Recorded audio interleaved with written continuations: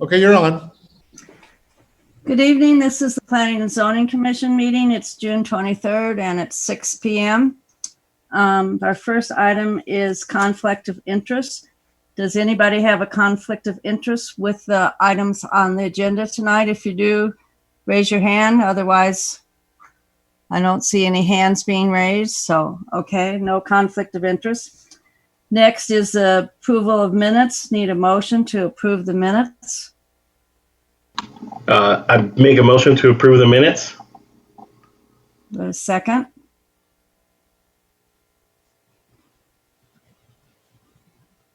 I second it. Thank you. Okay, it's been moved and seconded that we approve the minutes. Any comments on the minutes? Okay. All those in favor, just raise your hand like this. Okay. Gordon. Commissioner Gordon, are you approving the minutes? Raise your hand. Okay, the minutes have been approved. Okay, the next items are, the next item is postponements. We don't have any of those. And then we're going to public participation. And I think Sarah has something to say here. Yes, this is Sarah Gonzalez with the Community Development Department. We would like to ask that we say, unfortunately, goodbye to Russ Smith. Russ is actually turned in his resignation from the actual Planning and Zoning Commission Board, and Larry Nichols does have some stuff to provide to just show our appreciation for all the work and the effort that Russ has put into the commission during the 2 years that he was on the board. So I will turn it over to Director Nichols. Thank you, Sarah. Madam Chairman and members of the commission, Larry Nichols, Director of Community Development for the record. I just want to follow up with what Sarah began to say. We're all saddened to see that Russ is going to turn his resignation from the board because he was often the voice of reason on many of the cases. And he served the commission in an exemplary manner, and we can't appreciate him enough. So we wanted to do a few little things here to recognize Russ for his 2 years of service on the commission. And so I have here, and I hope it can show up. I'm going to try to position it so it can show up. And I'll read this into the record. It's a certificate of appreciation. This acknowledges that Russ Smith, Planning and Zoning Commissioner, 2018 to 2020, has provided invaluable guidance as a member of the Las Cruces Planning and Zoning Commission. Your contribution, analysis, and visionary decisions on land use has improved the City of Las Cruces community. On behalf of the City of Las Cruces and the citizenry of Las Cruces, our gratitude and sincere appreciation, Russ, for your service on the commission. But hold on, folks, that's not all. We also have for Russ, we're going to have a fashionable Elevate Las Cruces Comprehensive Plan baseball hat that we hope you will wear with pride, and a Elevate Las Cruces travel mug for your favorite coffee or favorite drink. And so when you're traveling, you can take it with you. And lastly, we like here in the Community Development Department, whenever someone travels and goes on to their next endeavor, we like to do a caricature for that person to take with them as a memento from the department. So Russ, we have done that for you. And I don't know if you can see that clearly, but we'll do a little bit like that. But it's a caricature of Russ. He's sitting at the panel, at the dais, and he has up here at the top, it says, elevate, up and up. And then over here, it says, move to approve. And Russ has got his hand up like this, and he has a smile on his face. because he's taken an appropriate action for the case that was before him. So Russ, we have all of these for you here in the office. And when you get a chance to drop by, we hope that you'll do that. And we'll very happily share these with you. But last comment, Madam Chairman and members of the commission, I know you'll join me in saying thank you, Russ. We appreciate the time that you spent in your Planning and Zoning Commission service to the city. It was very much appreciated. Thank you. Thank you, Mr. Nichols. And I want to add that I'm really sad to see Russ leave. As Mr. Nichols pointed out, often have asked the very astute questions, and you played a very large role in the Elevate Las Cruces work. So we wish you best in whatever you're moving on to, and hope that we haven't seen the last of you. You said you'd be available for particular little tasks or whenever we might need to call on you. So we definitely will do that. And we just want to say thank you many times over.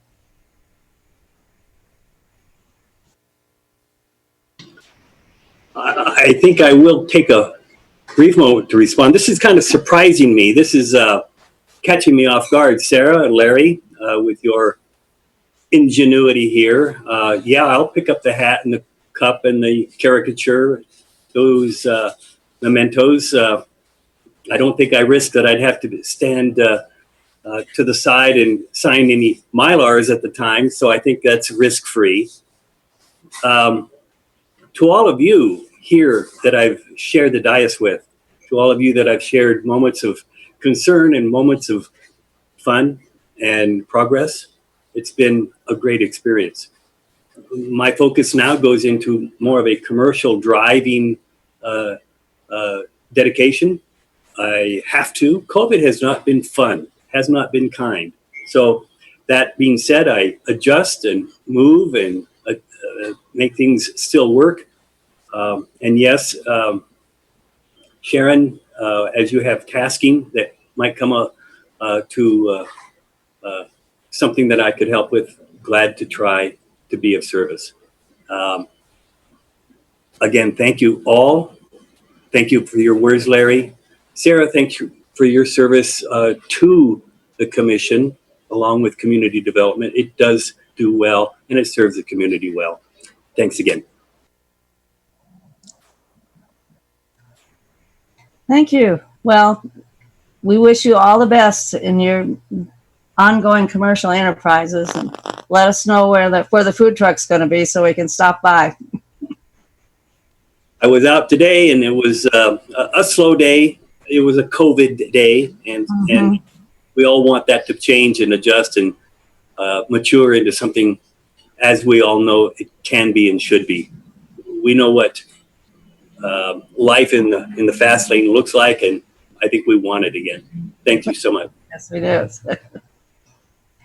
Okay, our next item is the consent agenda. We don't have anything on the consent agenda, and we don't have any old business, so we're going to move along to new business.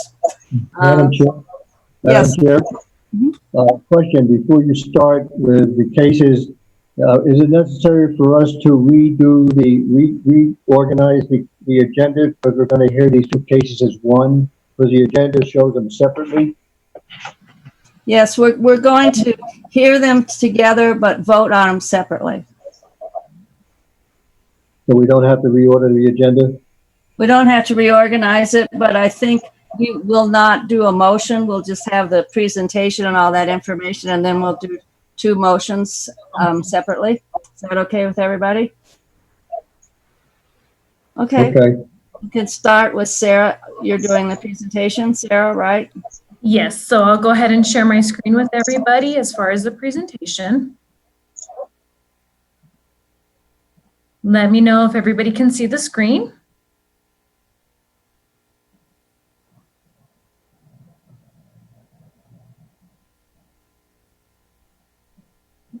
Okay, and so This is a proposed master plan and preliminary plat for Lennox North Subdivision. Currently, the property is located between Seneca Drive and I-25 Highway, and where it connects to Lennox Avenue and Mohegan Trail. Property encompasses 20.613 acres in size, and it currently has 3 zoning designations upon them. So there's R1A, which is single family medium density. We have R1AC, which is single family medium density conditional. The condition placed on the property back in 2000 was to have utilities placed underground. As part of the development, that will be a requirement for the entire subdivision, so that condition will be met. And lastly, there is FC, which is our flood control, because the property is designated within a flood control arroyo area. Property is currently vacant and undeveloped. And previously, there was a master plan and preliminary plat approved in 2006. Due to the recession at the time, the property was not developed, and it does expire after 5 years, which makes the applicant have to come back in for the process again to redo. Here's a zoning map of the subject property. As you can see highlighted, the flood control area is designated in blue, which is located on the north portion of one of the parcels. It then goes into the R1AC, where basically the utilities are placed underground for the condition. And then you have R1A as the remaining portion of the property. Essentially, the entire property is designated in order to develop for single-family residential homes. The surrounding area, as you can see, is all designated as R1A single-family residential until you get over to Elks, which is located on the west side of the property, where you have some R4, some commercial, and then some of the R3, which is where the Moose Lodge is located. Here's an aerial map of the subject property. As you can tell, the property is still that have one point of access out. So they're not actually connecting. There's not any connection through in order for, say, if you were on Lennox and you wanted to get out of Mohegan, you currently couldn't do that. With what the applicant is proposing, they're proposing to subdivide the 2 existing parcels into 92 single-family residential lots. There's also going to be 8 tracts that will be designated for drainage and utilities. And then it will be constructed within 3 phases. After this process had started, the applicant did decide that they were probably going to develop it all into 1 phase. And so they still have that opportunity. The right-of-way will help to connect the 2 existing subdivisions by having Lennox go through to the north side and connecting to Mohegan Trail. From the subdivision process, the application has met all of the subdivision code, the design standards for the right-of-way, and the zoning code as far as the R1A standards of meeting the minimum lot sizes and the minimum densities. It also does follow our active transportation plan by now providing connection through these 2 subdivisions, and it's also supported by Elevate, which designates this area as a suburban place type and increase in density for residential. Here are some smaller shots of basically showing the design of the property. This is first the master plan. As proposed at first, it was going to be basically the stream of lots along Seneca Drive. Those lots were going to be built out in phase 1. Then you would have the remaining lots that were going to be located on the east side where the cul-de-sacs were. That was going to be phase 2. And then you would have phase 3 here for the last 10 remaining lots. As you can see from the south side, this would be Lennox connecting in, and then they would be able to drive through to the north and end up basically on Mohegan Trail. Preliminary plat is very similar to a master plan. The master plan process is required in order to develop land in either phases or if there are more lots exceeding the number of 40. So in this case, there are 92 proposed lots. They were going to do 3 phases, and that's why the master plan was required. At the same time, the applicant submitted the master plan and the preliminary plat in order to go through the process simultaneously so we could actually see the layout as well. Staff did send this review out to all of the relevant agencies and departments, which did support the proposed master plan and preliminary plat. One of the comments that we did receive from Fire is that they do support the subdivision in order to improve response times within that area. Currently, with only having the 1 access point through Lennox subdivision, it can create some issues or caution as far as that Elks turn and getting into these subdivisions and being able to get out. This will provide them a second option.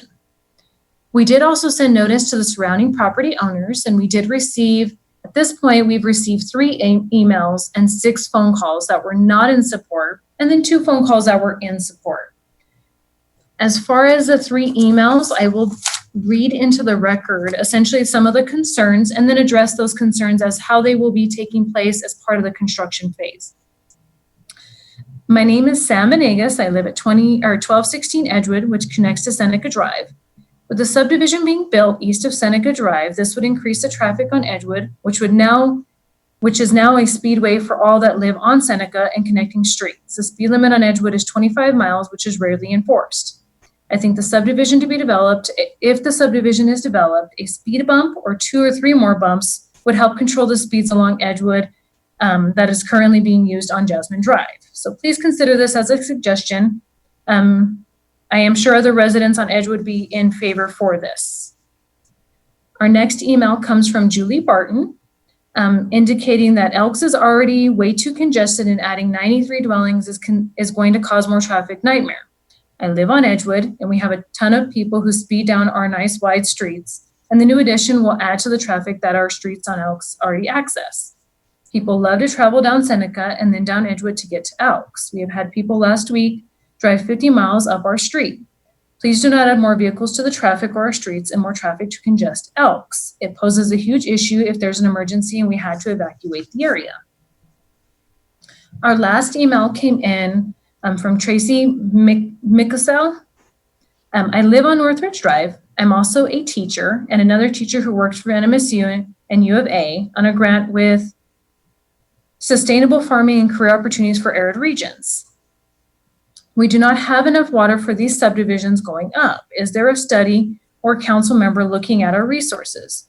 Why are there big pecan farms being able to add more and more pecan trees, which require 100 to 200 gallons of water a day for lush harvest? I think there is a big disconnect with what resources we have and how we are using them. There is no water in our bosque, but there are now new pecan trees being planted next door and they will drain their water.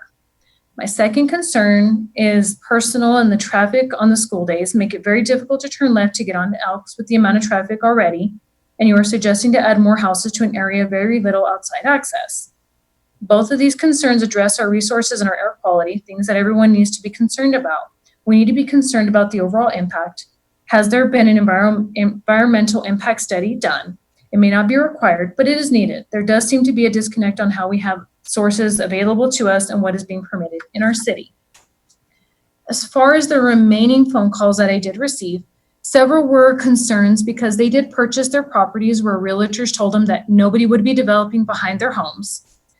They were also asking questions essentially about the property values and if their property values were going to go down based on the properties being developed. And if there was basically increase in traffic, how was it going to be mitigated? The 2 phone calls that we did receive in support are encouraging the development in order to provide that second access point. They would like to see the connection being done between the 2 developments.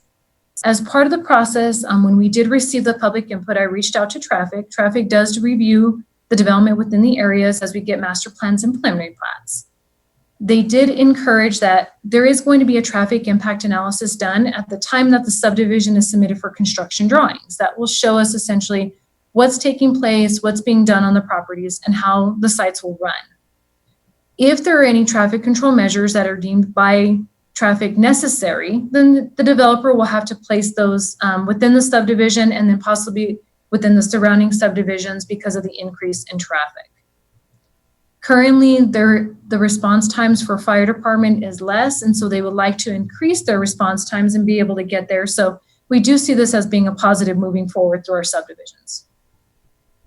Another thing to keep in mind as far as the subdivision itself, the property has already been zoned prior to 1970. It was zoned R1A at that point in time.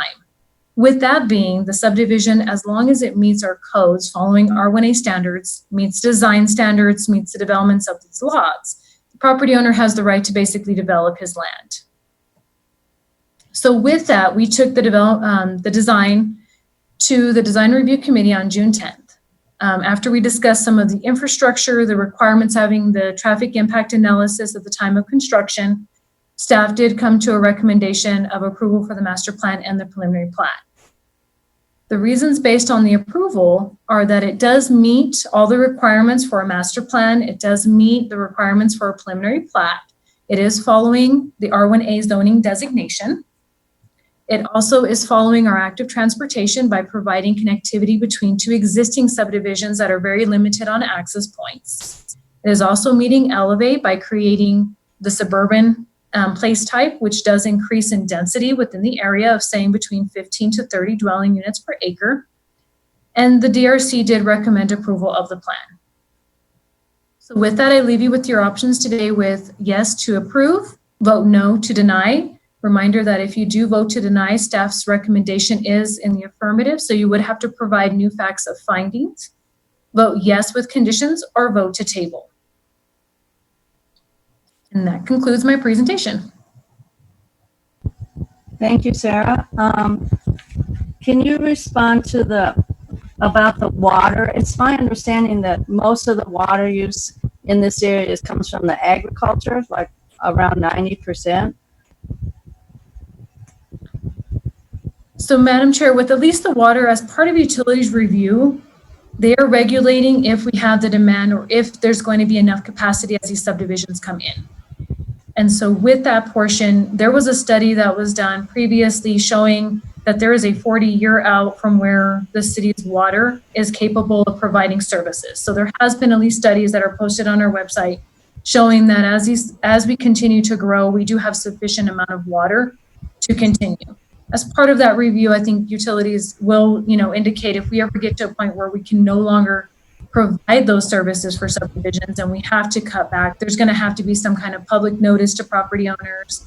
There would have to be some kind of disclosure, I'm sure, as we get to as we get closer to if we run out of water. Okay, and the construction drawing, that will come to planning and zoning later when we can talk about the traffic impact, right? Madam Chair, they actually won't. No? Construction plans and final plats are only through the development process. So once the preliminary plat is completed, then it will go through, or if the preliminary plat is approved this evening, then the applicant will submit final plat and construction drawings at the same time. A lot of times what happens is we see the preliminary plat, but they have the option to sometimes reduce the number of lots. Mm-hmm. So if they were to go forward, they could actually reduce it, which may change their traffic impact analysis. And so we don't ask for the traffic impact analysis at this phase. We're asking it now at construction phase because also in this case, say we had asked for a traffic impact analysis in 2005 and used that one. The scenarios are very different. And so we have to look at the traffic at the time that they're actually submitting those construction drawings. Otherwise, that information could be outdated. Okay, and then if it's the southern, what's the name of the street again that comes from the south? That's Madam Chair, that would be Lennox Avenue. Lennox. So when Lennox connects to Elks, so if that intersection becomes really overburdened in the future, can that be looked at some time? I believe that traffic is already working on that intersection as far as the current standards now. I know that there has been some barriers put up along Elks. I know that there has been some traffic measures already taking place so that way people can't cross as easy. This will help to provide and direct traffic into a little bit easier of a place. So if you're on Lennox and you can see that it's backed up, you now have a second option to go up to Mohegan Trail to get out. Provides a little bit further down. There is still that hill that's up by Mohegan Trail, which is basically Hornada School, the middle school. But it still does provide that option of you have a different way out and you're not trapped to just this one exit. There's another exit that's located near, I believe it's now Icebox Brewery. There's like a small street to get to Main, but it doesn't make for an easy turn to get up onto I-25. So a lot of people will go down Elks in order to get there. So that's why Lennox becomes so congested. So this will help hopefully with that intersection being congested. And then as part of the traffic impact analysis, yes, that is something they're going to review. What's the current standards? What's really happening? And then what's going to add to it based on this development coming forward. Okay, thank you. Comments or questions from other commissioners? Anybody raising their hand? I think my biggest thing was, Commissioner Bennett, yeah. Commissioner Bennett, yeah. I think my biggest thing was addressing that speed area, but it sounds like the city's already working on that, so I'm good. Okay. Any other comments or questions? Commissioner Sanchez? Yeah, just real quickly, just a comment. Yeah, it appears to me as though by the time this gets to us, it's pretty cut and dry. I must say that what it appears to us. So, and yet there are some very legitimate concerns about water and traffic. And so, in case anyone is watching those or watching this meeting and wanted to hear how we might address that, I do believe those are things that need to be taken up in other forums of city government, and I'd encourage them to do that as well myself. And also with traffic, I would just encourage them to reach out to local law enforcement as well, because they're also able to address those kinds of things, to do different monitoring and stuff like that. So I did want to just mention that in acknowledgement of those concerns, even though I do see that those concerns are already addressed sufficiently by the time they get to us at P&Z. Commissioner Guerrero? Yeah. I just wanted to add to that because this is kind of like the same case that we had last month, where there was a lot of public comment done through email and phone, and that was great. But after that, I really got into thinking it's like kind of the same thing Abraham said. It's like like we're presented with a packet that has the information, stuff that's already been decided, and I know sometimes it may seem unfair to people, or that their voices aren't heard. You do have an opportunity to have your voice heard. I'm pretty familiar with that area. I mean, I've driven up there or driven around there many times. I actually think like driving through Elks and just in general, like that whole area, the traffic needs to be revised because there's a lot of people that live out there and there's not a lot of exits. So, but yeah, I just wanted to just throw that in there. Hopefully we can, come up to a good solution. And as we continue to push forward with Elevate Las Cruces, traffic should be definitely considered, especially for some of these older parts of town that obviously there's been a lot of development. A lot of stuff has changed in those areas.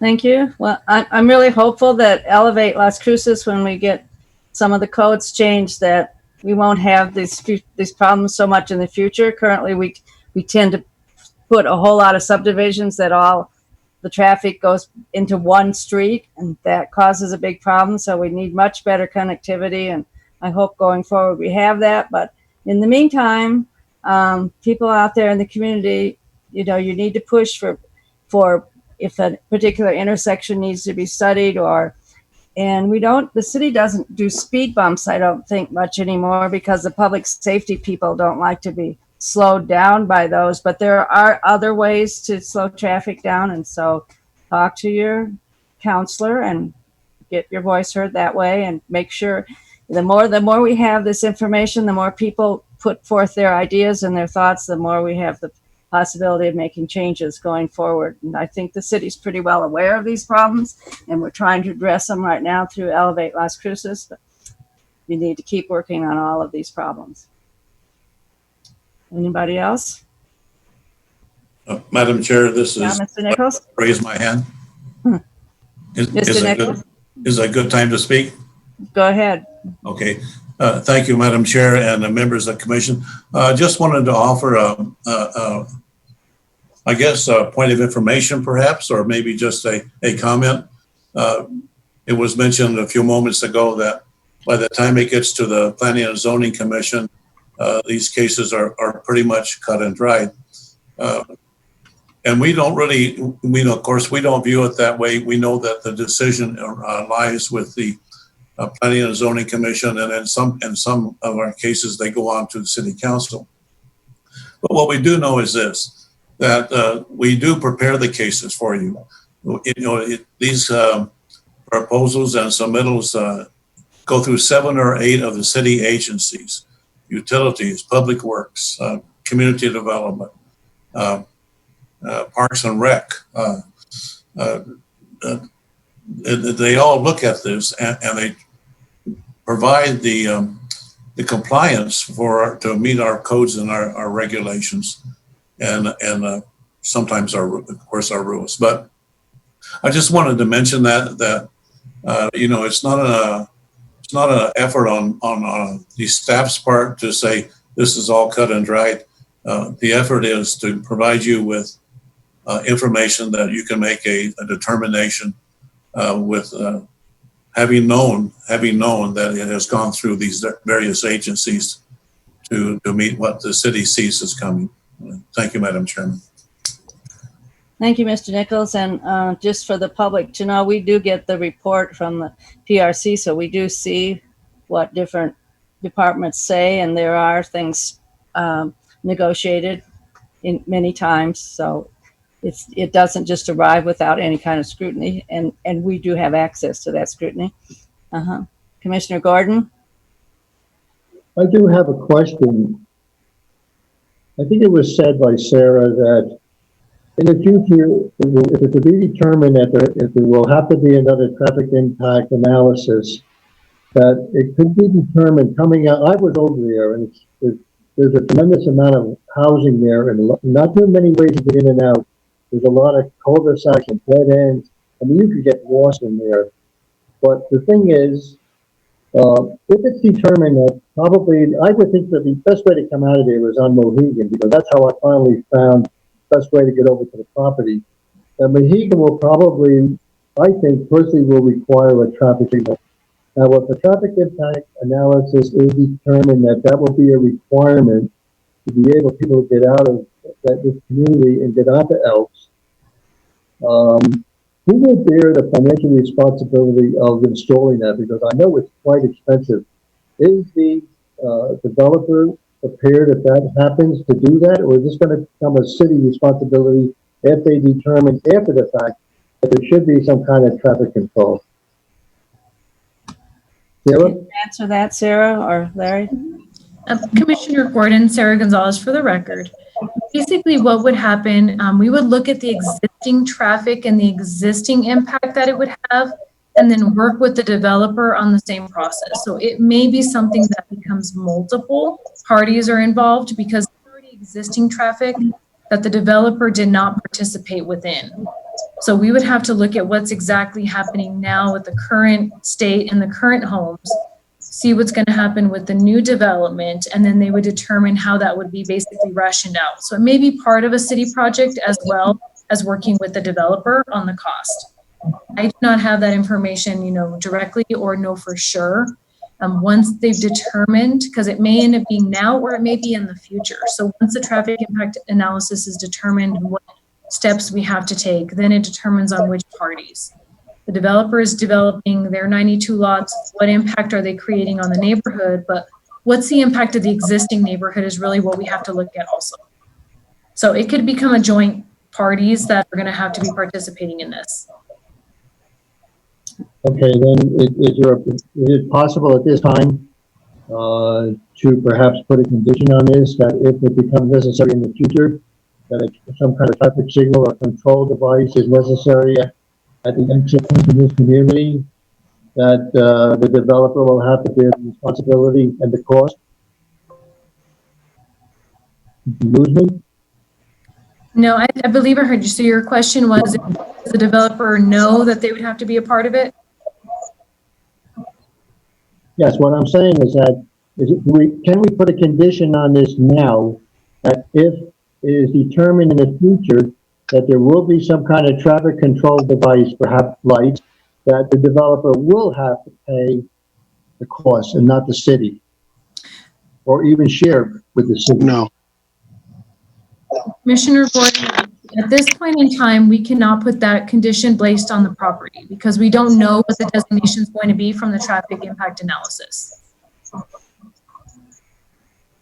Yes, and also traffic lights, Commissioner Gordon, require certain number of federally determined, forget what they're called, but it's sort of out of our hands, actually, because it's a federal jurisdiction in terms of what requires, what it has to be done in order to put in a traffic light. So that's in the future and comes under some other jurisdiction. Right. And Madam Chair, that's correct. Basically, we would essentially do the review through the traffic department, and then there's an agreement based on Public Works and the traffic department. And so it just depends on what's actually going to be proposed on the site. Their engineer is actually available on Zoom and may be able to answer any questions if I haven't been able to elaborate. Gentleman's name is Dan Lilly. Dan, do you have anything else to add maybe to the comments for the traffic portion? Hi, this is Dan Lilly. I don't have, other than the fact that there's been several developments in the area in the last 10 years or so, and we're basically the last piece of property that can be even developed in this little stretch before the Sandhill Arroyo. And we will work closely with the traffic department, with Mr. Trazas, and determine if there are any mitigations we can do to help alleviate the existing traffic conditions at Elks. The city is aware, the state is aware of the problem at Main Street and Elks, and that's going to be an ongoing situation whether we do this development or not. There's an issue there already. So we're going to try to do what we can to help mitigate traffic, maybe giving traffic another way to get out. As Mr. Dubbin said about the fire department, everybody doesn't have to go out Elks. Some of them can go through Mohegan. So this provides an opportunity for not only fire department and utilities for hooking up connections, but also for traffic to get a little further away from the intersection before they enter Elks. Thank you. That's good information. Any other comments or questions? Okay, so we need to go back to the two cases and have a motion to approve. So we need a motion to approve case number. A motion. Pardon? I'll make a Commissioner motion. Gordon? Yeah. Okay. I make a motion that we approve case number 20CS0500042 and case 20CS. No, we're going to do one at a time. Commissioner Gordon, can you just do one? We're going to vote on them separately. Okay, I'm sorry, that's fine. Is there a second to the first case? I second. And this is Commissioner Bennett. Okay. So it's been moved and seconded that we approve case number 20CS0500042. Are there any further comments? Okay. Now I have to find the list here so I can call the roll. Commissioner Sanchez. I vote yes, based on its compliance with Elevate Las Cruces. Commissioner Gordon.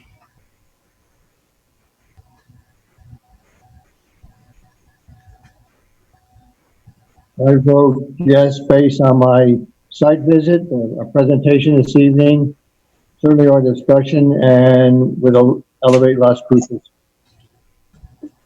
Commissioner Bennett.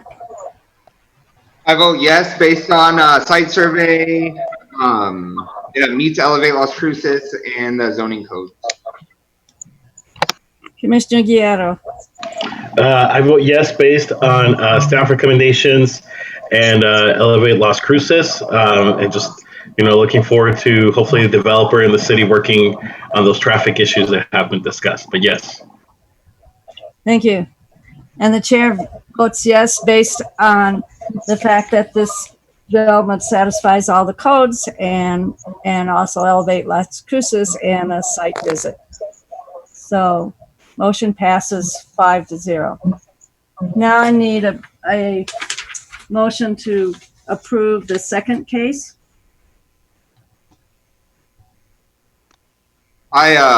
This is Commissioner Bennett. I make a motion to approve case number 20CS0500048.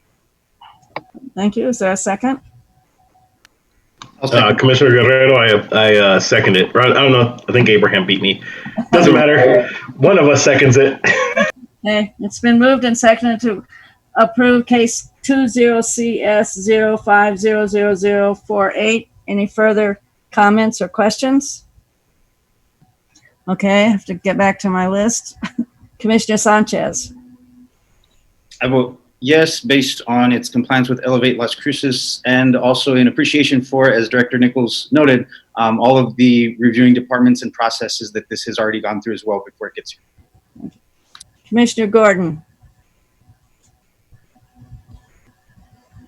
Based on again on my site visit, our presentation this evening, discussion on also Elevate Las Cruces, I vote yes.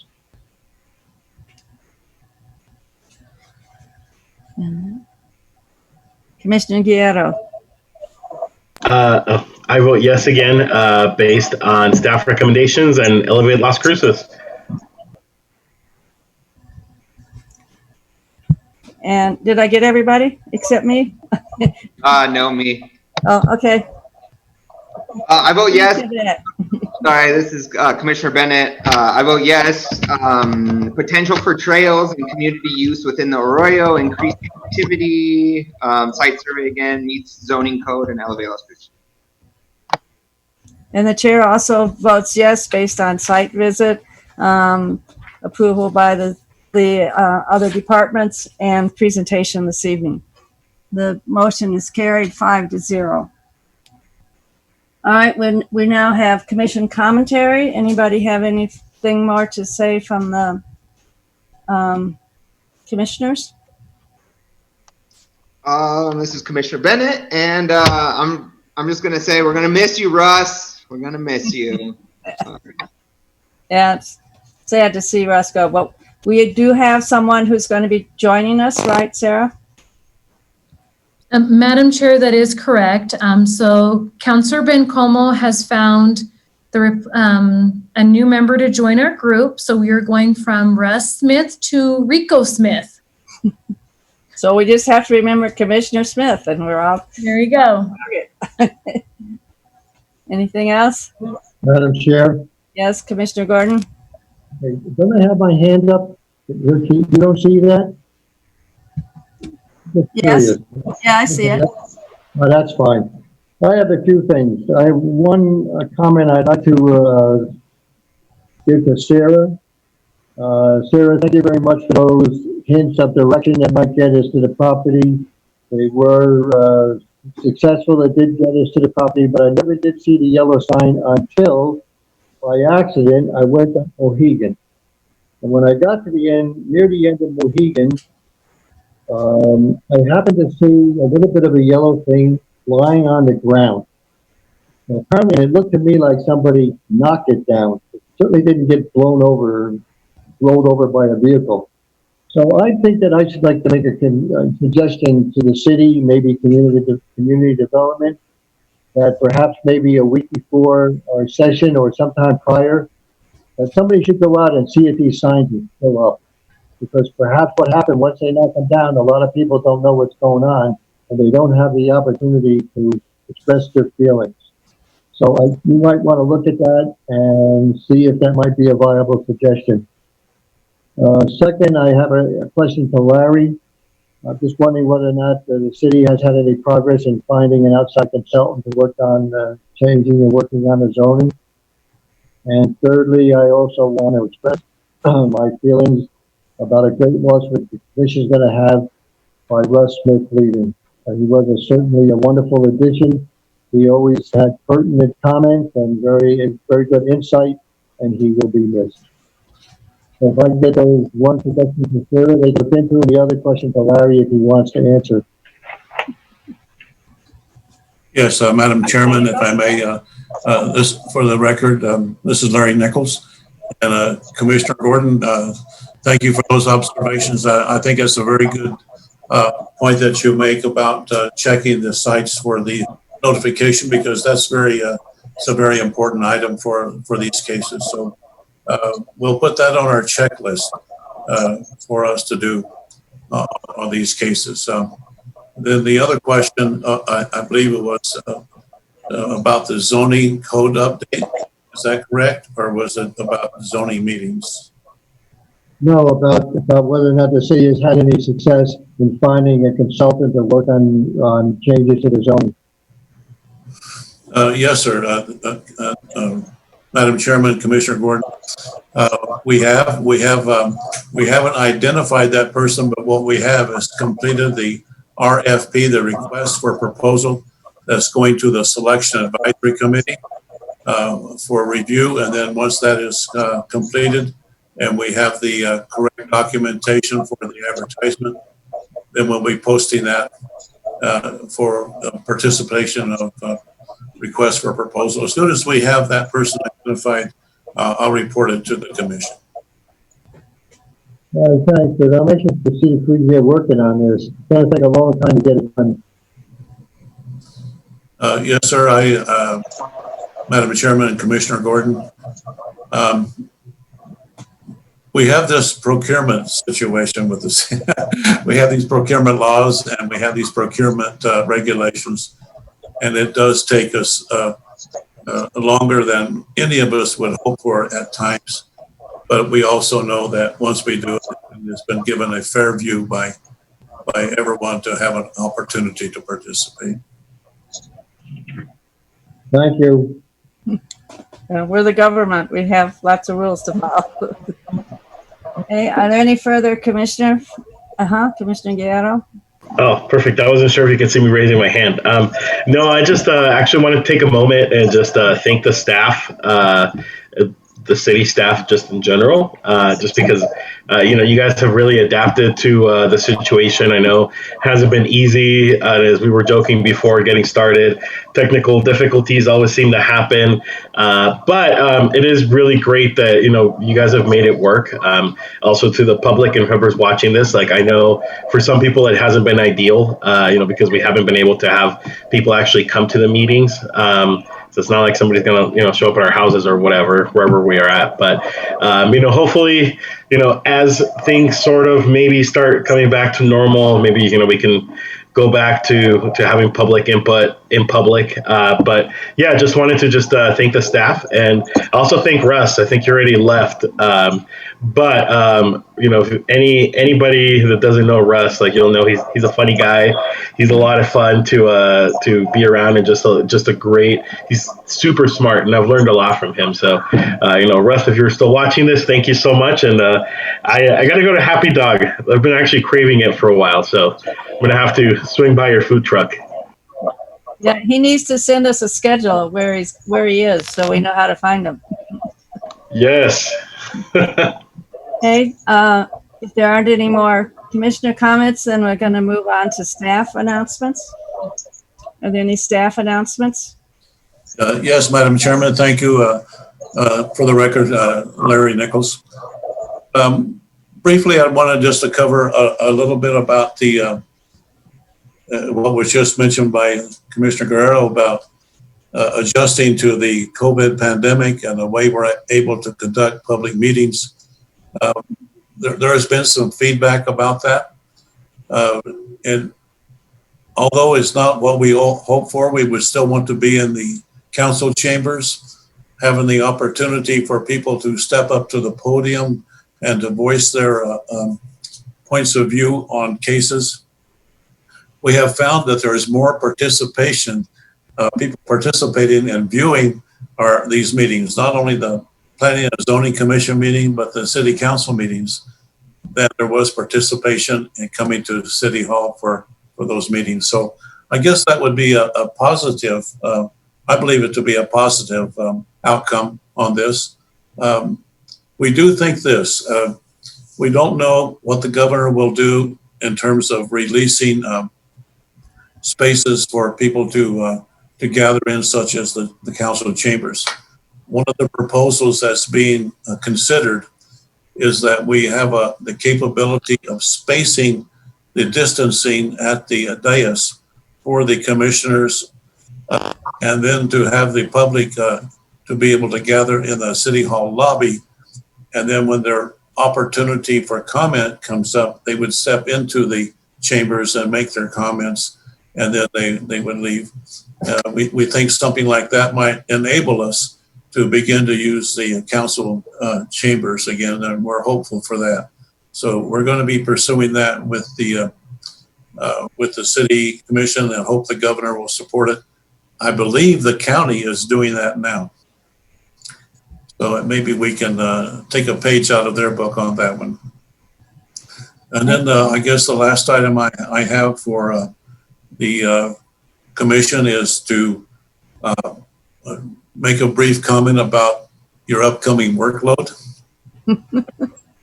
We've all thought that with the pandemic, that there would be a slowdown in development, a slowdown in subdivision proposals and rezonings, and in variances and all of this. And we're finding that it's not the case.